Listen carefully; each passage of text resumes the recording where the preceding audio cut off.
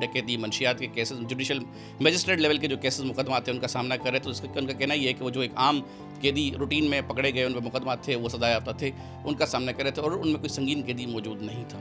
یہاں پہ بہت سارے سوال اٹھتے ہیں کہ جیل کی سیکیورٹی. اچھا ایک چیز اور یہاں پہ ایڈ کرتا ہوں کہ وزیر جیل کہتے ہیں کہ مجھے اندھیرے میں رکھا گیا، مجھ سے جھوٹ بولا گیا اور مجھے بتایا گیا کہ جیل میں CCTV کیمراز ہیں، جبکہ CCTV کیمرہ نہیں ہے. اور وزیر جیل اتنے بے بس معلوم ہوتے ہیں، وہ کہتے ہیں کہ میں تمام اہلکاران سے قرآن پہ ہاتھ رکھواؤں گا، ان سے کہوں گا کہ رشوت نہ لیں.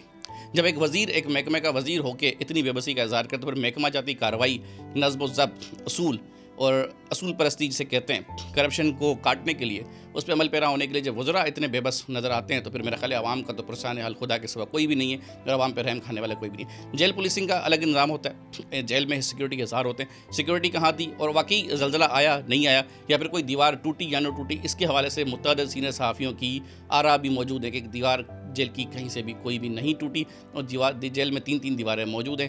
تو یہ سوال اپنے آپ یہاں موجود ہیں کہ اس وقوعے کا اصل مقصد کیا تھا. کیا کسی سے سیاسی انتقام لینا ہی مقصود تھا؟ کیا کسی کی وزارت کو تبدیل کروانا ہی اس کا اصل سبب تھا؟ یا پھر کوئی من پسند قیدی جو وہاں پہ موجود تھا اس کو فرار کروانا حاصل منزل تھا کہ اس کو نکلنے کا موقع فراہم کیا گیا اور اس کے بعد جتنے بھی عام جو قیدی تھے جو کہ پکڑ دکڑ میں آئے، جو واپس آئے، جو لائے گئے یا جن کو لانے کی کوشش کی جا رہی ہے، ان کی بھرمار کر کے خانہ پوری کر دی جائے گی اور فائل بند کر دی جائے گی. کیا واقعی یہ نظام بدلے گا؟ کیا واقعی ایسا ہو سکتا ہے کہ جیل کے وزیر جیل کو یہ معلوم نہ ہو کہ ان کے اپنے محکمے کے افسران، عملہ، انتظامیہ ان سے غلط بیانی کر رہا ہے کہ جیل میں CCTV کیمراز تھے جبکہ CCTV کیمراز نہیں ہیں اور جیل ایک انتہائی حساس جگہ ہے، وہاں پہ CCTV کیمراز لازمی ہونے چاہیے تھے.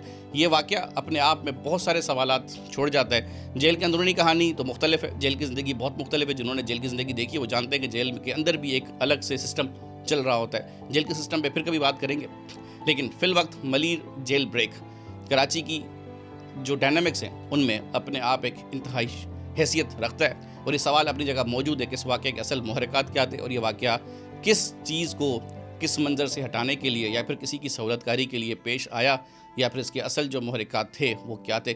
یہ سوال میں آپ کے لیے چھوڑ کے جا رہا ہوں. امید کرتا ہوں کہ آپ اپنی سمجھ بوجھ کے ساتھ اس کا جواب ضرور نکالیں گے. اللہ حافظ.